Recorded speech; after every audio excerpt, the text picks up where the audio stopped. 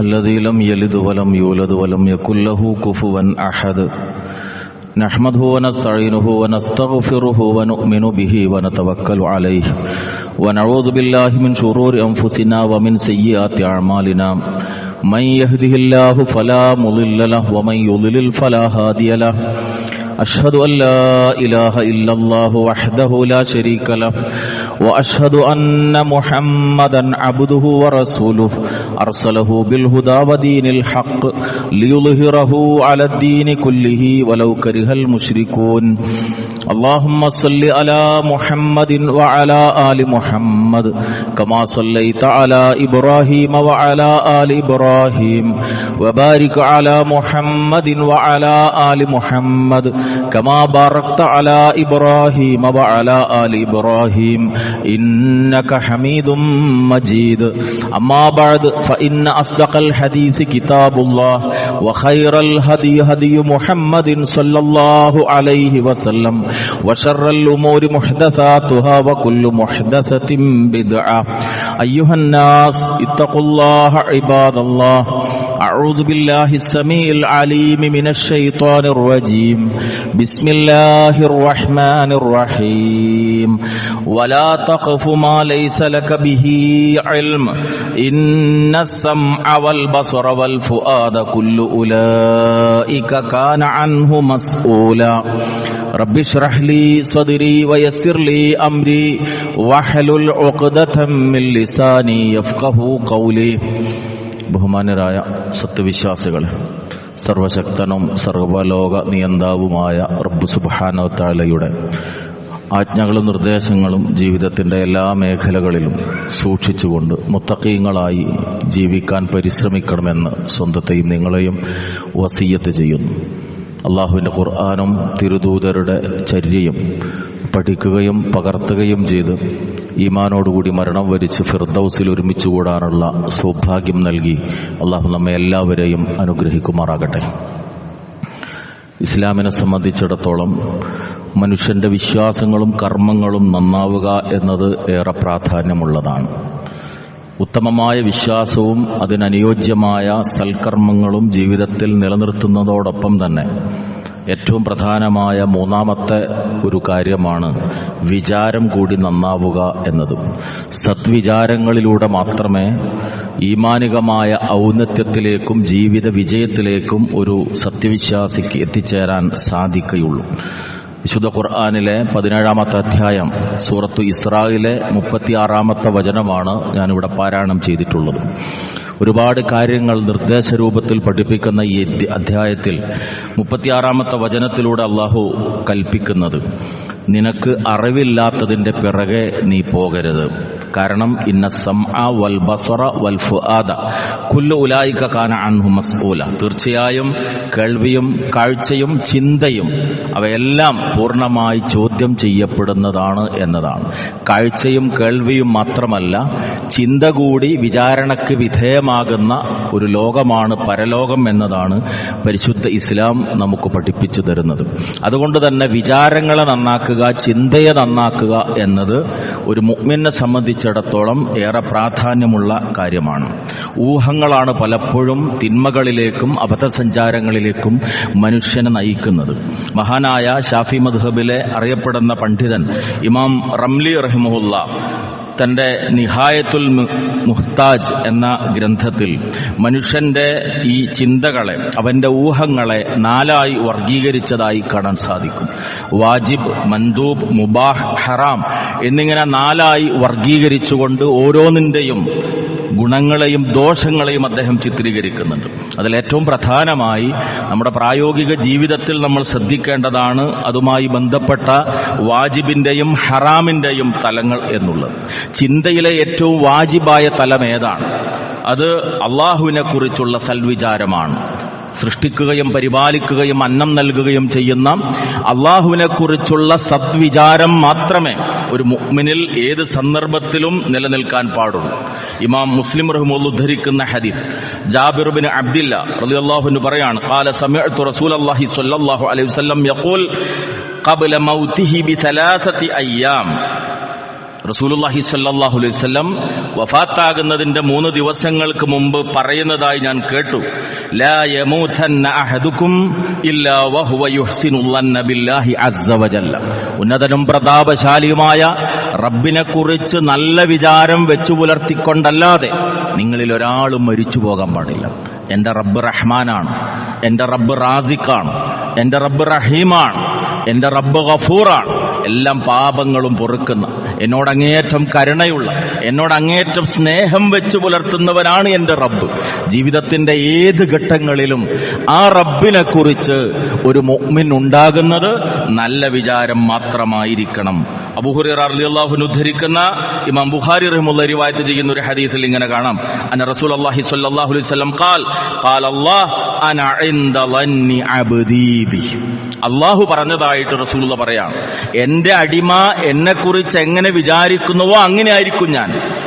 രോഗം വന്നാൽ ചികിത്സിക്കുന്നതോടൊപ്പം എന്റെ റബ്ബ് ഷാഫിയാണ്. തീർച്ചയായും ഈ രോഗത്തെ സുഖപ്പെടുത്താൻ കഴിവുള്ള, അയ്യൂബ് അലൈഹിസ്സലാമിന്റെ രോഗത്തെ സുഖപ്പെടുത്തി കൊടുത്ത ആ റഹ്മാനായ റബ്ബ് എന്റെ രോഗത്തെ സുഖപ്പെടുത്തും എന്ന ശുഭാപ്തി വിശ്വാസമാണോ നമുക്കുള്ളത്? അല്ലാഹ് നമ്മുടെ രോഗത്തെ സുഖപ്പെടുത്തും. സാമ്പത്തിക പ്രതിസന്ധികളിലൂടെ പരീക്ഷിക്കാം. അങ്ങനെ പരീക്ഷിക്കുമ്പോ ഇത് എന്റെ റബ്ബിന് എന്നോടുള്ള ഇഷ്ടത്തിന്റെ ഭാഗമാണ്. തീർച്ചയായും ഏത് പട്ടിണിയുടെയും പ്രയാസത്തിന്റെയും ശേഷം സുഭിക്ഷത എനിക്ക് തരാൻ എന്റെ റബ്ബിന് കഴിയും. മൂസാ അലൈഹിസ്സലാം മദീനയിലെ മരുഭൂമിയിൽ പട്ടിണി കിടന്നെങ്കിൽ അതേ മൂസാ അലൈഹിസ്സലാമിന് അതിനേക്കാളെല്ലാം ഉപരി ഇണയെയും കുടുംബവും സൗകര്യങ്ങളും ഒക്കെ കൊടുത്തവനാണ് എന്റെ റബ്ബ്. എന്റെ റബ്ബ് എന്നെ സ്നേഹിക്കുന്നവനാണ്. ആ നല്ല വിചാരം ദാമ്പത്യ ജീവിതത്തിലേക്ക് കാലെടുത്തു വെച്ചു. വർഷങ്ങൾ കഴിഞ്ഞു, ഒരു കുഞ്ഞു കാല് കാണാനുള്ള ആഗ്രഹമുണ്ട്. റബ്ബേ, നിനക്ക് മാത്രം സാധിക്കുന്നതാണത്, നീയാണ് നൽകുന്നവൻ, നീ എന്നെ കൈവിടില്ല. ആ സദ്വിചാരം, അങ്ങനെ ജീവിതത്തിലെ ഓരോ പ്രശ്നങ്ങളുടെയും മുമ്പിൽ നിൽക്കുമ്പോ അള്ളാഹുവിനെ കുറിച്ച് എന്താണോ നമ്മൾ വിചാരിക്കുന്നത് അങ്ങനെയാകും റബ്ബ് എന്നാണ്. നേരെ മറിച്ച് ഒരുപാട് കാലമായി ഞാൻ പ്രാർത്ഥിക്കും, ലക്ഷങ്ങളായി ഞാൻ ചികിത്സയ്ക്ക് വേണ്ടി വിനിയോഗിച്ച് ഒരു ഫലവും കാണുന്നില്ല എന്ന നിരാശ, പടച്ചോനെ കുറ്റപ്പെടുത്തുന്ന ഒരു തോന്നലാണോ മനസ്സിലുള്ളത്? അള്ളാഹ് അങ്ങനെ ആയിരിക്കും എന്നാണ്. അതുകൊണ്ട് റബ്ബ് നമ്മെക്കുറിച്ച്, റബ്ബിന്റെ അനുഗ്രഹങ്ങൾ നമുക്ക് ലഭിക്കുന്ന വിധത്തിലാകണമോ അള്ളാഹുവിനെ കുറിച്ചുള്ള സദ്വിചാരം വെച്ചു പുലർത്തണം എന്നതാണ്. ഇമാം തുർമുദി റഹിമഹുല്ലാഹ് ഉദ്ധരിക്കുന്ന മറ്റൊരു ഹദീസിൽ അബൂ ഹുറൈറ റളിയല്ലാഹു അൻഹു വിശദീകരിക്കുന്നു, ഖാല റസൂലുള്ളാഹി സ്വല്ലല്ലാഹു അലൈഹി വസല്ലം ഇന്ന ഹുസ്നൽ ളന്നി ബില്ലാഹി മിൻ ഹുസ്നി ഇബാദത്തില്ലാ.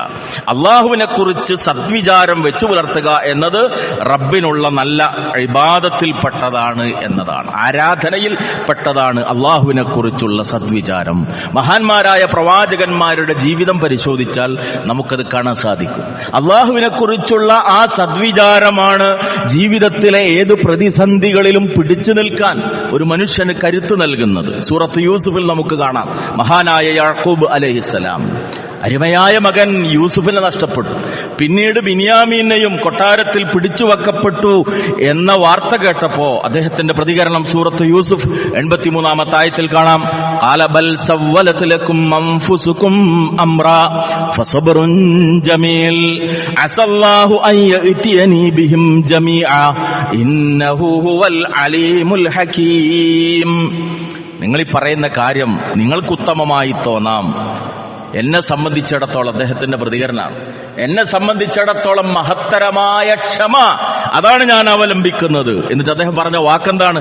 അസല്ലാഹു അൻ യഅതിയനി ബിഹിം ജമീഅ. 2 മക്കളെ നഷ്ടപ്പെട്ടു പോയിട്ടുണ്ട്. അദ്ദേഹം പ്രതീക്ഷയോടുകൂടി പറയാണ്, എന്റെ റബ്ബ് അവരെ എല്ലാം എനിക്ക് തിരിച്ചു നൽകിയേക്കാം. ശുഭപ്രതീക്ഷയാണ്, നഷ്ടപ്പെട്ടു പോയിട്ടില്ല എന്ന ആ മക്കൾ തന്നിലേക്ക് തിരികെ വരുമെന്നുള്ള പ്രതീക്ഷയാണ് മഹാനായ യാക്കൂബ് അലൈഹിസ്സലാമിനെ നയിക്കുന്നത്. എന്നിട്ട് അദ്ദേഹം പറയുന്നത് അതേ അധ്യായത്തിൽ തന്നെ 87-ാമത്തെ ആയത്തിൽ കാണാം, യാ ബനി യദ്ഹബൂ ഫതഹസ്സസൂ മിൻ യൂസുഫ വഅഖി വലാ തയഅസൂ മിർ റൗഹില്ലാഹ് ഇന്നഹു ലാ യയഅസു മിർ റൗഹില്ലാഹി ഇല്ലൽ ഖൗമുൽ കാഫിറൂൻ. പൊന്നുമക്കളെ, നിങ്ങൾ പോയിട്ട് യൂസുഫിനെയും സഹോദരനെയും കുറിച്ചൊന്ന് അന്വേഷിച്ചു നോക്കി. നിങ്ങൾ ഒരിക്കലും തന്നെ വലാ തയഅസൂ മിർ റൗഹില്ലാഹ്, അള്ളാഹുവിന്റെ കാരുണ്യത്തെക്കുറിച്ച് നിരാശപ്പെടരുത് കേട്ടോ. കാരണം ഇന്നഹു ലാ യയസു മിർ റൗഹില്ലാഹി ഇല്ലൽ ഖൗമുൽ കാഫിറൂൻ, കാഫിറുകൾ മാത്രമേ അള്ളാഹുവിന്റെ കാരുണ്യത്തെക്കുറിച്ച് നിരാശപ്പെടുകയുള്ളൂ. അതുകൊണ്ട് നിരാശ ബാധിക്കാതെ അള്ളാഹുവിനെ കുറിച്ചുള്ള സദ്വിചാരം മനസ്സിൽ കാത്തുസൂക്ഷിക്കുക എന്നത് ഒരു മുഅ്മിനിന്റെ ഈമാനിന്റെ ഭാഗമാണ്. അങ്ങനെ അള്ളാഹുവിൽ പ്രതീക്ഷ വെച്ചു പുലർത്തിയാൽ തീർച്ചയായും എങ്ങനെയാണോ നമ്മൾ റബ്ബിനെ കുറിച്ച് ചിന്തിച്ചത് അങ്ങനെയാകും എന്നത് റസൂലുള്ളാഹി സ്വല്ലല്ലാഹു അലൈഹി വസല്ലം ബോധ്യപ്പെടുത്തി തന്ന മറ്റൊരു സംഭവം ഹദീസിൽ നമുക്ക് കാണാം. അനസ് റളിയല്ലാഹു അൻഹു വിശദീകരിക്കുന്ന ഇമാം തുർമുദി റഹിമഹുല്ലാഹു ഉദ്ധരിക്കുന്ന സംഭവം, അന്ന നബിയ സ്വല്ലല്ലാഹു അലൈഹി വസല്ലം ദഖല അലാ ശാബിൻ വഹുവ ഫിൽ മൗത്ത്, മരണാസന്നനായി കിടക്കുന്ന ഒരു യുവാവിനെ കാണാൻ വേണ്ടി റസൂലുള്ളാഹി സ്വല്ലല്ലാഹു അലൈഹി വസല്ലം ചെന്നതാണ്. അദ്ദേഹത്തോട് ചോദിച്ചു, ഫഖാൽ കൈഫ തജിദുക്, മോനെ എങ്ങനെയുണ്ട് എന്ന് ചോദിച്ചു. ഖാൽ, ആ സമയത്ത് ആ യുവാവ് മറുപടി പറയാൻ, വല്ലാഹി യാ റസൂലല്ലാഹ് ഇന്നി അർജുല്ലാഹ്, അല്ലാഹുവാണേ സത്യം, അള്ളാഹുവിന്റെ റസൂലേ എനിക്കെന്റെ റബ്ബിൽ പ്രതീക്ഷയുണ്ട്. വഇന്നി അഖാഫു ദുനൂബി, എന്നാൽ അതേ സമയം എന്റെ പാപങ്ങളെക്കുറിച്ച് ഓർത്തെനിക്ക് ഭയമുണ്ട്. പടച്ചോൻ കാരുണ്യവാനാണ് എന്നതുകൊണ്ട് പരലോകത്ത് രക്ഷപ്പെടുമെന്ന പ്രതീക്ഷ എനിക്കുണ്ട്. പക്ഷെ ഒരുപാട് പാപങ്ങൾ ചെയ്തു പോയി എന്നതുകൊണ്ട് അള്ളാഹുവിന്റെ ശിക്ഷയെക്കുറിച്ച് ഭയവും എനിക്കുണ്ട്. അത് പറഞ്ഞപ്പോൾ റസൂലുള്ളാഹി സ്വല്ലല്ലാഹു അലൈഹി വസല്ലം ആ യുവാവിനോട് മറുപടി പറഞ്ഞു, ലാ യജ്തമിഅനി ഫീ ഖൽബി അബ്ദിൻ ഫീ മിസ്ലി ഹാദൽ മൗത്തിൻ ഇല്ലാ അഅതാഹു അല്ലാഹു മാ യർജു വആമനഹു മിമ്മാ യഖാഫ്. ഏതൊരു മനുഷ്യന്റെ മനസ്സിൽ ഈ രണ്ടവസ്ഥകൾ നിലനിൽക്കുന്നുവോ, ഇങ്ങനെയുള്ളൊരു സന്ദർഭം, ഏത്? ഒന്ന് അള്ളാഹുവിനെ കുറിച്ചുള്ള പ്രതീക്ഷ, അതോടൊപ്പം എന്റെ പാപങ്ങൾക്ക് റബ്ബ് ശിക്ഷ നൽകുമോ എന്ന ഭയം. ഈ രണ്ട് കാര്യങ്ങൾ ഏതൊരു മനുഷ്യന്റെ മനസ്സിൽ നിലനിൽക്കുന്നുവോ തീർച്ചയായും എന്താണോ അവൻ ആഗ്രഹിക്കുന്നത് അത് അള്ളാഹു അവന് നൽകും. എന്തിനെയാണോ അവൻ ഭയപ്പെടുന്നത് അതിൽ നിന്ന് അള്ളാഹു അവനെ രക്ഷപ്പെടുത്തുകയും ചെയ്യും. അഥവാ പ്രതീക്ഷ വെച്ചു പുലർത്തുമ്പോ ആ പ്രതീക്ഷിക്കുന്ന സ്വർഗം അള്ളാഹു നൽകും. നരകത്തെക്കുറിച്ചുള്ള ഭയവും അതോടൊപ്പം വെച്ചു പുലർത്തിയാൽ ആ ഭയപ്പെടുത്തുന്ന നരകത്തിൽ നിന്ന് അള്ളാഹു അവനെ കാത്തു രക്ഷിക്കുകയും ചെയ്യുമെന്ന് വഹയിന്റെ അടിസ്ഥാനത്തിൽ സംസാരിക്കുന്ന റസൂലുള്ളാഹി സ്വല്ലല്ലാഹു അലൈഹി വസല്ലം ഈ സന്ദർഭത്തിൽ മരണാസന്നനായി കിടക്കുന്ന ഈ ചെറുപ്പക്കാരന്റെ മുമ്പിൽ വെച്ച് പഠിപ്പിക്കുക. ഇതെന്റെയും നിങ്ങളുടെയും ജീവിതത്തിൽ പ്രായോഗിക തലത്തിൽ കൊണ്ടുവരാനുള്ള ഒരു നിർദ്ദേശവും കൂടിയാണ്. ഇതോടൊപ്പം വിചാരങ്ങളിൽ ഹറാമായിട്ടുള്ള വിചാരങ്ങൾ, പാടില്ലാത്ത വിചാരങ്ങൾ പരിശുദ്ധ ദീൻ നമുക്ക് പഠിപ്പിച്ചു തന്നിട്ടുണ്ട്. അതിൽ പ്രധാനപ്പെട്ട ഒന്നാണ് തെറ്റായ ഊഹങ്ങൾ വെച്ചു പുലർത്തുക എന്നത്. സൂറത്തു ഹുജറാത്ത് 12-ാമത്തെ ആയത്തിലൂടെ അള്ളാഹു വളരെ കൃത്യമായി പഠിപ്പിച്ചു, യാ അയ്യുഹല്ലദീന ആമനു ജ്തനിബൂ കസീറം മിനൽ-ളന്ന്, ഏ വിശ്വാസികളെ നിങ്ങൾ വർദ്ധിച്ച ഊഹങ്ങൾ ഒഴിവാക്കണം. കാരണം ഇന്ന ബഅദൽ-ളന്നി ഇസ്മ, ചില ഊഹങ്ങൾ തീർച്ചയായും അത് പാപമായിരിക്കും, വലിയ തെറ്റായിരിക്കും നിങ്ങൾ മനസ്സിൽ അങ്ങനെ കരുതുന്നത്. അതോടൊപ്പം വലാ തജസ്സസൂ, നിങ്ങൾ ചാരവൃത്തി ചെയ്യരുത്. വലാ യഗ്തബ് ബഅദുകും ബഅദാ, നിങ്ങളിൽപ്പെട്ട ചിലർ മറ്റു ചിലരെ ദുഷിച്ചു പറയാനും പാടില്ല. അയുഹിബ്ബു അഹദുകും അൻ യഅകുല ലഹ്മ അഖീഹി മൈത, തന്റെ സഹോദരൻ മരണപ്പെട്ടൊരവസ്ഥയിൽ അവന്റെ ശവം തിന്നുന്നത് നിങ്ങൾ ഇഷ്ടപ്പെടുന്നുണ്ടോ? ഫകരിഹ്തുമു, തീർച്ചയായും നിങ്ങളത് വെറുക്കുന്നുണ്ടല്ലോ. അതുകൊണ്ട് വത്തഖുല്ലാഹ്, അള്ളാഹനെ സൂക്ഷിക്കണം കേട്ടോ. ഇന്നല്ലാഹ തവ്വാബുർ റഹീം, അള്ളാഹു അങ്ങേയറ്റം പശ്ചാത്താപം സ്വീകരിക്കുന്നവനും കരുണാവാരിധിയുമാണ്. ആയത്തിന്റെ ആദ്യ ഭാഗത്തിൽ പ്രധാനമായി അള്ളാഹു പഠിപ്പിക്കുന്നത് ഊഹങ്ങളെ വർജിക്കണം. പല ഊഹങ്ങളും വളരെ ഗൗരവതരമായ തെറ്റായിരിക്കും എന്നുള്ളതാണ്. നമുക്കറിയാം നമ്മുടെ ജീവിതത്തിൽ ഒരാളെ ഒന്നോ രണ്ടോ തവണ ഒരു വീടിന്റെ മുറ്റത്ത് കണ്ടു, അപ്പൊ പിന്നെ നമ്മുടെ മനസ്സ് പ്രവർത്തിക്കാൻ തുടങ്ങുക, അവനെന്താണ് ഇപ്പൊ അവിടെ. ചിലപ്പോൾ ആ സാധുവിനെ വല്ല ഇലക്ട്രിക് കാര്യങ്ങൾ റിപ്പയറിങ്ങിന് വേണ്ടി വീട്ടുകാർ ക്ഷണിച്ചതായിരിക്കും, അല്ലെങ്കിൽ അവിടുത്തെ എന്തൊരു ജോലി ചെയ്യായിരിക്കും. ഇവന്റെ മാനസിക നില വെച്ചുകൊണ്ടാണ് മറ്റേയാളെയും പലപ്പോഴും വിലയിരുത്തുന്നത്. ഒരാളെ അതിരാവിലെ ഒരു സ്ഥലത്ത് കണ്ടു, അല്ലെങ്കിൽ ഒരു പെണ്ണിനെ ഒരു സ്ഥലത്ത് കണ്ടു, എന്തിനിപ്പോ അവൾ അവിടെ പോയി, നമ്മൾ ചിന്തിക്കുകയാണ്. എന്നിട്ട് അതിന്റെ അടിസ്ഥാനത്തിൽ കഥകൾ മെനയുകയാണ്. പലപ്പോഴും മറ്റേ സാധു ഏതെങ്കിലും ഒരു ആവശ്യത്തിന് വേണ്ടി പോയതായിരിക്കും. അതുകൊണ്ട് അത്തരത്തിലുള്ള ചിന്തകൾ മറ്റുള്ളവരെ കുറിച്ച് വെച്ചു പുലർത്തൽ അത് ഗൗരവതരമാണ് എന്നുള്ളത് നാം മനസ്സിലാക്കണം. ഇസ്ലാം ഒരു മുഅ്മിനിൽ ഉണ്ടാക്കാൻ ആഗ്രഹിക്കുന്ന പ്രധാനപ്പെട്ട ഗുണമാണ് മനസ്സ് ശുദ്ധമായിരിക്കുക എന്നുള്ളത്. ചരിത്രത്തിലൊരു സംഭവം കാണാൻ നമുക്കറിയാവുന്ന സൂറത്തു നൂറിലെ ആയത്തുകളുടെ പശ്ചാത്തലത്തിൽ 24-ാമത്തെ അധ്യായം സൂറത്തു നൂറിലെ 12-ാമത്തെ ആയത്തിൽ അള്ളാഹു ചോദിക്കുന്നൊരു ചോദ്യമുണ്ട്. നമ്മുടെ ഉമ്മ ആയിഷ റളിയല്ലാഹു തആല അൻഹയെയും സഫ്വാൻ റളിയല്ലാഹു അൻഹുവിനെയും തമ്മിൽ ചേർത്തുകൊണ്ട് വളരെ മോശമായ ഒരു അപവാദം ചില ആളുകൾ ചേർന്ന് പ്രചരിപ്പിച്ച സന്ദർഭം മഹാനായ റസൂലുള്ളാഹി സ്വല്ലല്ലാഹു അലൈഹി വസല്ലമ മാനസികമായി അങ്ങേയറ്റം പ്രയാസം നേരിട്ട ആയിഷ റളിയല്ലാഹു തആല അൻഹയുടെ പേരിൽ അപവാദം പ്രചരിപ്പിക്കപ്പെട്ട ആ സന്ദർഭം, ആ കാര്യം എടുത്തുദ്ധരിച്ചിട്ട് അള്ളാഹ് ചോദിക്കുന്നൊരു ചോദ്യമുണ്ട്. ലൗലാ ഇദ് സമഅ്തുമൂഹു ലന്നൽ മുഅ്മിനൂന വൽ മുഅ്മിനാതു ബി അൻഫുസിഹിം ഖൈറാ വഖാലൂ ഹാദാ ഇഫ്കും മുബീൻ. ഇങ്ങനൊരു വാർത്ത കേട്ടപ്പോ, തങ്ങളുടെ പ്രവാചകന്റെ പത്നിയെക്കുറിച്ച് മോശമായൊരു വാർത്ത നാട്ടിൽ പ്രചരിച്ചത് കേട്ടപ്പോ മുഅ്മിനുകളായ ആണുങ്ങൾക്കും പെണ്ണുങ്ങൾക്കും എന്തുകൊണ്ട് നല്ലത് വിചാരിച്ചുകൂടായിരുന്നു? അവരെന്തിനാ മോശം വിചാരിക്കാൻ പോയത്? അവർക്ക് നല്ലത് വിചാരിച്ച പോലായിരുന്നോ? വഖാലു ഹാദാ ഇഫ്കും മുബീൻ, ഇത് വ്യക്തമായ നുണയാണ്, കെട്ടിച്ചമച്ചുണ്ടായതാണ് എന്നായിരുന്നില്ല അവർ പറയേണ്ടത്? അങ്ങനെയാണല്ലോ നാട്ടിൽ പലതും. മോശപ്പെട്ട എന്തെങ്കിലും ഒന്ന് കേട്ടാൽ ഉടനെ അത് മറ്റൊരാൾക്ക് ഫോർവേഡ് ചെയ്തെങ്കിലേ നമുക്ക് സമാധാനം കിട്ടും.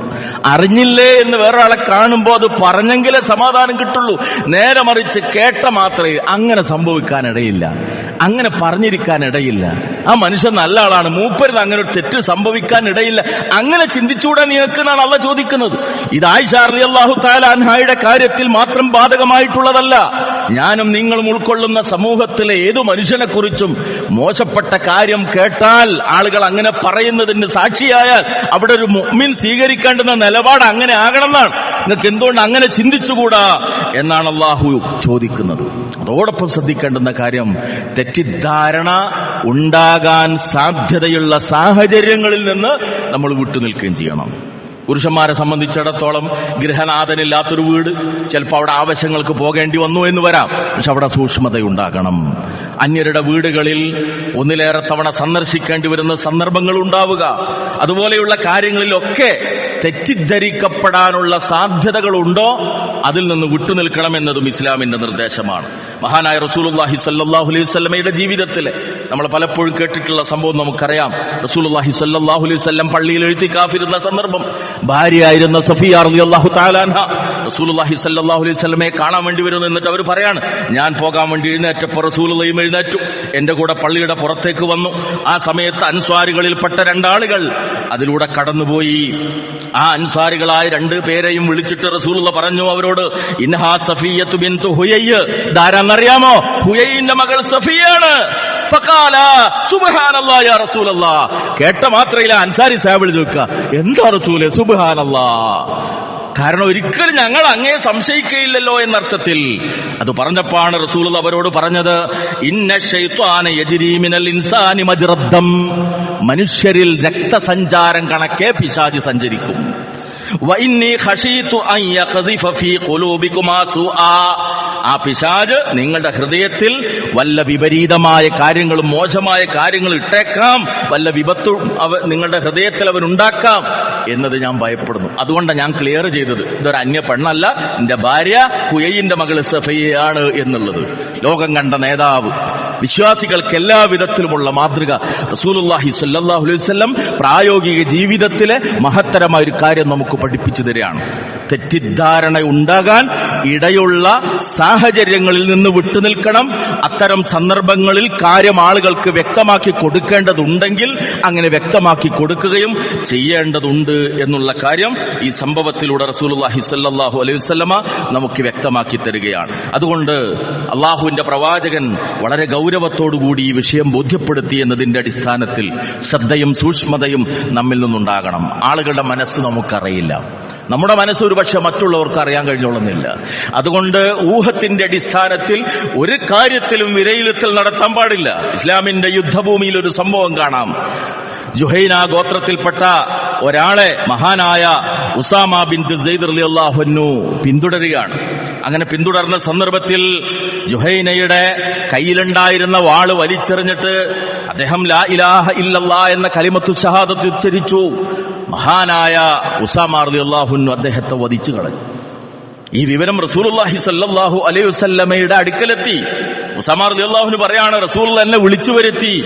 എന്നിട്ട് ചോദിച്ചു, ഫഖാല ലി യാ ഉസാമ അഖതൽതഹു ബഅദമാ ഖാല ലാ ഇലാഹ ഇല്ലല്ലാഹ്, ലാ ഇലാഹ ഇല്ലല്ലാഹ് പറഞ്ഞ ശേഷം ആ മനുഷ്യനെ നീ കൊന്നുകളഞ്ഞോ?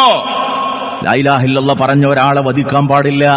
റസൂൽ ചോദിക്കാണ്, അയാൾ ലാ ഇലാഹ ഇല്ലല്ലാഹ് പറഞ്ഞിട്ടും നീ വധിച്ചു കളഞ്ഞോ? ഉസാമ റളിയല്ലാഹു അൻഹു പറയുന്നു, ഖുൽതു യാ റസൂലല്ലാഹ് ഇന്നമാ കാന മുതഅവ്വിദാ, രക്ഷപ്പെടാൻ വേണ്ടി ചെയ്താണ് മൂപ്പര്. ശരിക്കും മനസ്സിൽ ഈമാൻ ഉണ്ടായിട്ട് കലിമ ചൊല്ലിയതല്ല, എന്റെ വാളിൽ നിന്ന് രക്ഷപ്പെടാൻ വേണ്ടി ചെയ്താണ്. ഇത് പറഞ്ഞപ്പോ വീണ്ടും റസൂലുള്ള ചോദിക്കുന്നു, അഖതൽതഹു ബഅദമാ ഖാല ലാ ഇലാഹ ഇല്ലല്ലാഹ്, ലാ ഇലാഹ ഇല്ലല്ലാഹ് പറഞ്ഞ ശേഷം ഉസാമ നീ അവനെ വധിച്ചു കളഞ്ഞോ? ഖാല, ഈ സംഭവം ഉദ്ധരിച്ചിട്ട് അദ്ദേഹം പറയാണ്, ഉസാമ റളിയല്ലാഹു അൻഹു പറയാണ്, ഫമാ സാല യുകർരിറുഹാ അലയ്യ ഹത്താ തമന്നൈതു അന്നീ ലം അകുൻ അസ്ലംതു ഖബ്ല ദാലികൽ യൗം.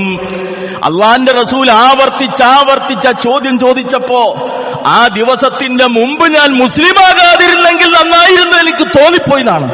അത്ര ഗൗരവത്തോടു കൂടിയാണ് അള്ളാന്റെ റസൂൽ ചോദിച്ചത്. ലാ ഇലാഹ ഇല്ലല്ലാഹ് പറഞ്ഞ മനുഷ്യൻ നീ കൊന്നോ? അയാളെ മനസ്സിൽ വിശ്വാസം ഉണ്ടായിട്ടൊന്നുമില്ല, എന്റെ വാളിൽ നിന്ന് രക്ഷപ്പെടാൻ വേണ്ടിയാണ് എന്ന ന്യായം ഉസാമ റളിയല്ലാഹു അൻഹു ഉന്നയിച്ചപ്പോഴാണ് അള്ളാഹുവിന്റെ റസൂൽ ഈ ചോദ്യം ഗൗരവത്തോട് ചോദിച്ചത്.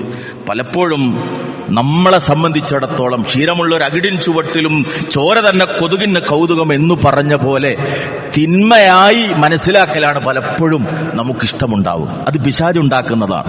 നേരെ മറിച്ച് ഹുസ്നുൽ വന്ന്, നല്ല വിചാരമുണ്ടാവുക. ഒരു ഉദാഹരണമായിട്ട് പറഞ്ഞാൽ പള്ളിയിലേക്ക് നടന്നു പോവുക. നമ്മൾ ബാങ്ക് കേട്ട് സുബഹി നിസ്കാരത്തിന് പള്ളിയിലേക്ക് പോവുകയാണ്. വഴിയിൽ കാണുന്നു പള്ളി കമ്മിറ്റി അംഗമായ ഹംസാക്കന്റെ വീട് ലൈറ്റില്ല. നമ്മളെ മനസ്സിലെന്താ ചിന്ത വരിക? മൂപ്പര് കിടന്നുറങ്ങാണ്. എന്നിട്ട് പള്ളിയിൽ ചെന്നിട്ട് ചിലപ്പോൾ നമ്മൾ നിസ്കാരം കഴിഞ്ഞിട്ട് അഭിപ്രായം പറഞ്ഞു വരും, പേര് പറഞ്ഞില്ലെങ്കിലും. നമ്മളെ കമ്മിറ്റിക്കാരൊക്കെ അവസ്ഥ എന്താ? സുബഹിക്ക് പോലും പള്ളിയിലെത്തുന്നില്ല. പാവയ്യ ഹംസാക്ക 3:30 അലാറം വെച്ച് എണീറ്റ് തഹജ്ജുദ് നിസ്കരിച്ച് ചിലപ്പോൾ 4 മണിക്ക് ദൂരെ എവിടെ പോകേണ്ടതുണ്ട്, മുപ്പർക്ക് യാത്രക്ക് വേണ്ടി പോയതാവും. വഴിയിൽ നിന്ന് ജമാഅത്തിലും പങ്കെടുത്തിട്ടുണ്ടാവും, സുന്നത്തൊക്കെ നിസ്കരിച്ചിട്ടുണ്ടാവും. പക്ഷെ സുബീന്റെ സുന്നത്ത് പോലും കിട്ടാതെ ജമാഅത്തിലേക്ക് ഓടുന്ന നമ്മൾ ആ വീട്ടിൽ ലൈറ്റ് കാണാതിരിക്കുമ്പോൾ നമ്മളെ മനസ്സിലെന്താ? പള്ളിക്കമ്മിറ്റി ഭാരവാഹികൾ പോലും പള്ളിയിൽ വരുന്നില്ല. ഇത് ചിലപ്പോൾ നമ്മളത് ചർച്ച ചെയ്യും. ഈ മനുഷ്യന്റെ മുമ്പിൽ നാളെ പരലോകത്തെത്തുമ്പോൾ എന്തായിരിക്കും എന്റെ നിങ്ങളുടെ അവസ്ഥ?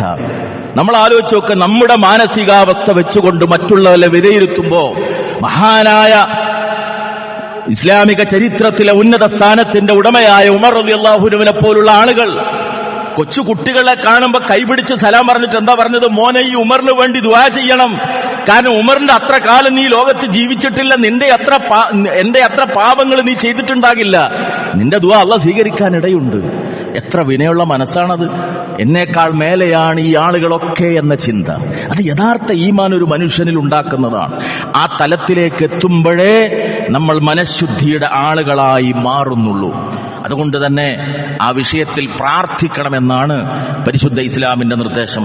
റസൂലുള്ളാഹി സ്വല്ലല്ലാഹു അലൈഹി വസല്ലം പറഞ്ഞു, നിങ്ങൾ പ്രാർത്ഥിക്കണം, അല്ലാഹുമ്മ ആതി നഫ്സി തഖ്വാഹാ, അല്ലാഹുവേ എന്റെ ഹൃദയത്തിന് നീ തഖ്വ നൽകണമേ. വഅൻത ഖൈറു മൻ സക്കാഹാ, ആ മനസ്സിനെ സംസ്കരിക്കുന്നവരിൽ ഏറ്റവും ഉത്തമൻ നീയാണ് റബ്ബേ. അൻത വലിയുഹാ വ മൗലഹാ, അതിന്റെ രക്ഷാധികാരിയും ഉടമസ്ഥനൊക്കെ നീയാണ്. അതുകൊണ്ട് എന്റെ മനസ്സ് നീ നന്നാക്കണമേ എന്ന് റബ്ബിനോട് നിരന്തരമായി പ്രാർത്ഥിക്കണമെന്നതാണ് റസൂലുള്ളാഹി സ്വല്ലല്ലാഹു അലൈഹി വസല്ലമ പഠിപ്പിച്ചത്. മറ്റുള്ളവർക്ക് മാർക്കിടുന്നതിന് പകരം സ്വന്തത്തിന് മാർക്കിടാൻ വേണ്ടി നമ്മൾ ശ്രദ്ധിക്കുക. ഹാസിബു ഖബ്ല അൻ തുഹാസബു, വിചാരണ ചെയ്യപ്പെടുന്നതിന് മുമ്പ് സ്വന്തം ഒരു ആത്മപരിശോധനക്ക് നിങ്ങൾ തയ്യാറാവുക എന്ന മഹാനായ ഉമർ റളിയല്ലാഹു അൻഹുവിന്റെ വാക്ക് നാം മനസ്സിൽ കൊത്തിവെക്കുകയും നമ്മുടെ ജീവിതത്തിന്റെ പ്രായോഗിക തലത്തിൽ അക്കാര്യം ശ്രദ്ധിക്കുകയും ചെയ്യുക. റഹ്മാനായ നാഥൻ എല്ലാവിധത്തിലുള്ള ദുർചിന്തകളിൽ നിന്ന്, മോശപ്പെട്ട ധാരണകളിൽ നിന്ന് അകന്നു നിൽക്കാനും സദ്വിചാരം മനസ്സിൽ കാത്തു സൂക്ഷിച്ച് അക്കാരണത്താൽ അള്ളാഹുവിന്റെ അടുക്കൽ ഉന്നതമായ സ്ഥാനം നേടാനും നമുക്കെല്ലാവർക്കും തൗഫീഖ് നൽകി അനുഗ്രഹിക്കുമാറാകട്ടെ.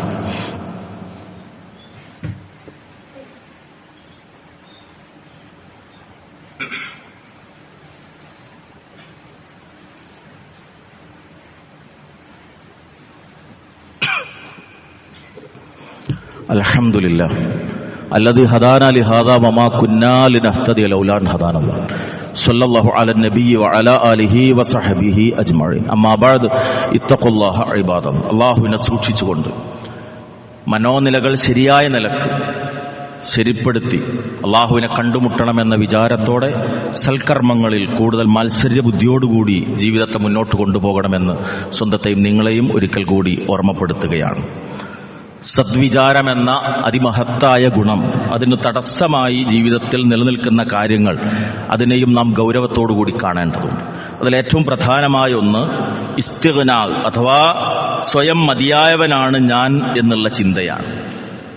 സൂറത്തു അബസയിൽ കാണാം, റസൂലുള്ളാഹി സ്വല്ലല്ലാഹു അലൈഹി വസല്ലമ ദീനിലേക്ക് ഖുറൈശി പ്രമുഖരെ ക്ഷണിക്കാൻ വേണ്ടി ചെന്നിരിക്കുകയും ആ സമയത്ത് അബ്ദുല്ലാഹിബ്നു ഉമ്മു മക്തൂം എന്ന അന്ധനായ മനുഷ്യൻ കടന്നു വന്നപ്പോൾ തന്റെ പരിചിതനും തന്റെ അനുയായിയാണ് എന്നതുകൊണ്ട് അദ്ദേഹത്തെ ശ്രദ്ധിക്കാൻ ഒരല്പം അമാന്തം റസൂലുള്ള കാണിച്ചപ്പോ തിരുത്തിക്കൊണ്ട് ഗൗരവപൂർവ്വം താക്കീത് ചെയ്ത വചനത്തിൽ അള്ളാഹ് പ്രത്യേകം എടുത്തു പറഞ്ഞൊരു കാര്യം, ഇസ്തിഗ്നാ ഉള്ള ആളുകൾ, ഞാൻ മതിയായവനാണ് എന്ന് സ്വയം ധരിക്കുന്ന ആളുകൾ, അവരിലേക്കാണ് താങ്കൾ ശ്രദ്ധ തിരിക്കുന്നത് എന്ന് പറഞ്ഞുകൊണ്ടാണ് അള്ളാഹു തിരുത്തുന്നത്. ഈ ഇസ്തിഗ്നാ ജീവിതത്തിൽ വലിയ നഷ്ടമാണ്.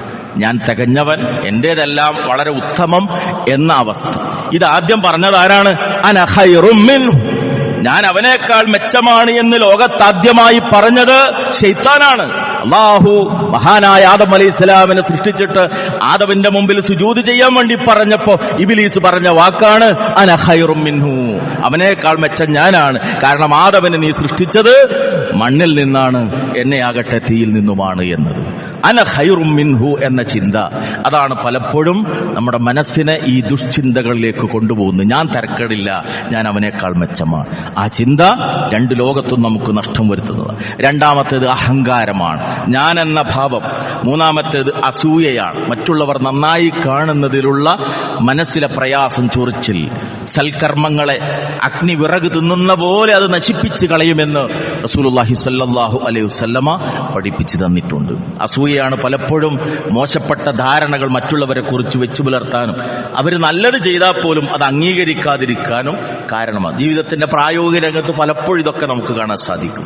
നാലാമത്തേത് വെറുപ്പാണ്, മറ്റുള്ള ആളുകളോട് പലതിന്റെയും പേരിൽ ഉണ്ടാകുന്ന വെറുപ്പ്.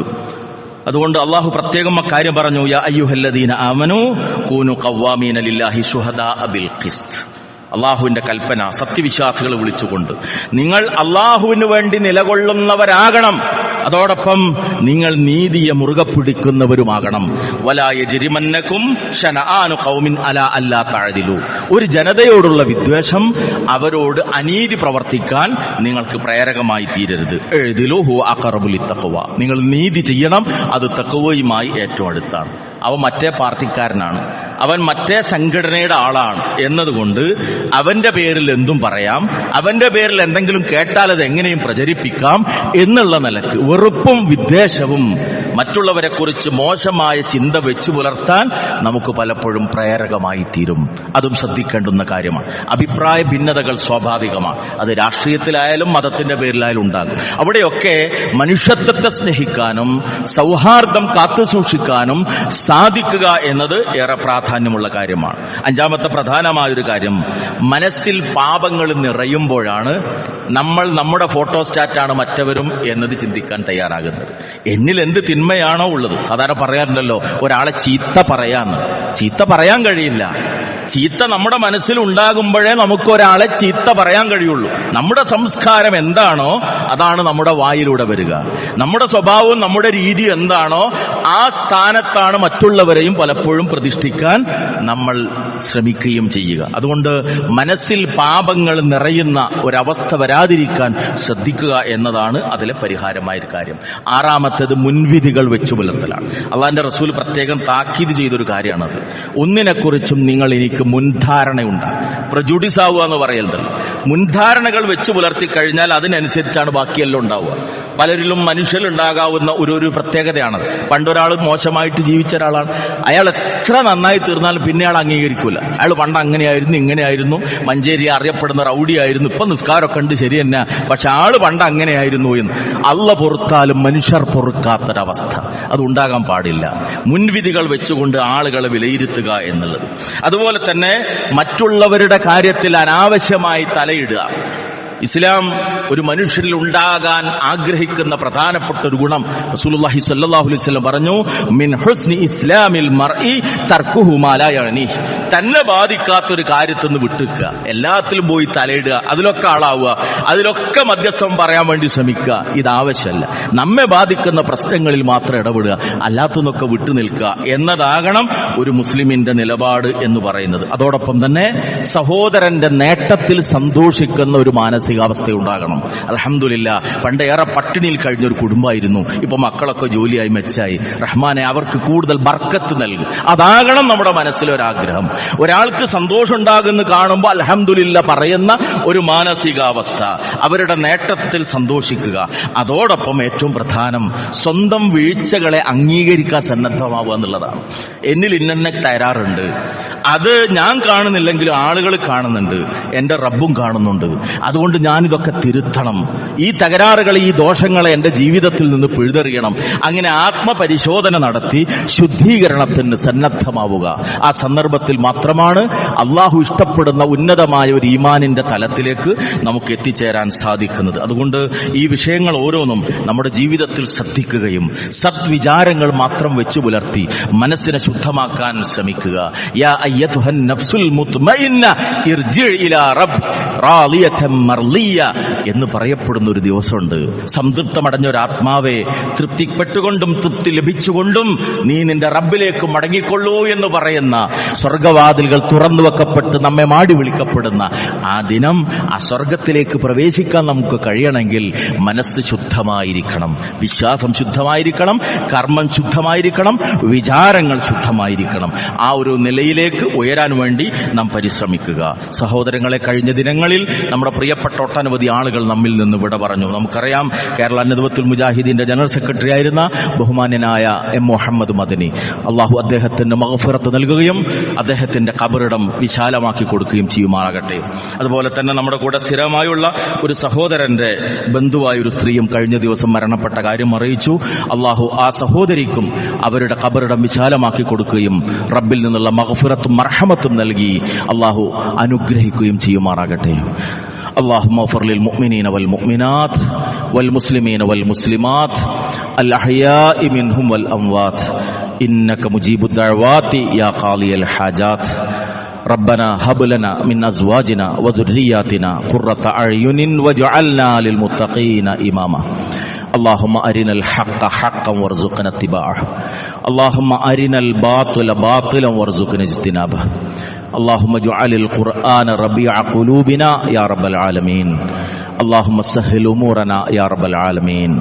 اللهم لا سهل إلا إذا جعلته سهلا وأنت تجعل الحزن إذا شئت سهلا. ربنا تقبل منا إنك أنت السميع العليم وتب علينا إنك أنت التواب الرحيم. ربنا آتنا في الدنيا حسنة وفي الآخرة حسنة وقنا عذاب النار. آمين آمين آمين برحمتك يا أرحم الراحمين. وصلى الله على النبي وعلى آله وصحبه أجمعين والحمد لله رب العالمين.